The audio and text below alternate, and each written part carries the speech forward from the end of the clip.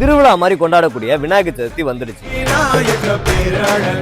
வருஷம் வருஷம் விநாயகர் சதுர்த்திக்கு கவர்மெண்ட் கைட்லைன்ஸ் கொடுக்குற மாதிரி இந்த வருஷமும் ஒரு சில கைட்லைன்ஸை நம்ம தமிழ்நாடு கவர்மெண்ட் அனௌன்ஸ் பண்ணிருக்காங்க. 10 அடிக்கு மேல சிலைகள் இருக்கக்கூடாதுன்னு, பிளாஸ்டர் ஆஃப் பாரிஸ் பிளாஸ்டிக் தர்மாக்கோல்ல பண்ண சிலைகளை தண்ணியில கரைக்க கூடாதுன்னு, சிலைகளுக்கு பண்ற பெயிண்டிங்ஸ்ல எந்த ஒரு கெமிக்கல்ஸும் கலக்க கூடாதுன்னு, விநாயகர் சிலைகளை வைக்கிறதுக்கு முன்னாடி நம்ம வைக்க போற இடத்தோட owners, electricity and fire department கிட்ட பெர்மிஷன் வாங்கி தான் வைக்கணும்.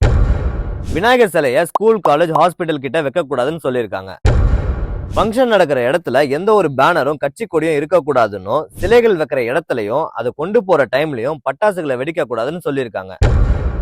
விநாயகர் சிலைகளை 4 வீலர்ஸ்ல மட்டும் தான் கொண்டு போகணும், 2 வீலர்ஸ் அண்ட் 3 வீலர்ஸ்ல கொண்டு போக கூடாது. அண்ட் கவர்மெண்ட் லொகேட் பண்ணி இருக்கிற இடத்துல மட்டும் தான் சிலைகளை கரைக்கணும். இந்த கைட்லைன்ஸ் எல்லாமே மக்களையும் இயற்கையும் டிஸ்டர்ப் பண்ணாம கொண்டாடுறதுக்காக தான். அதனால கவர்மெண்ட் கொடுத்திருக்க இந்த கைட்லைன்ஸை ஃபாலோ பண்ணி சேஃப் அண்ட் செக்யூரா கொண்டாடலாம்.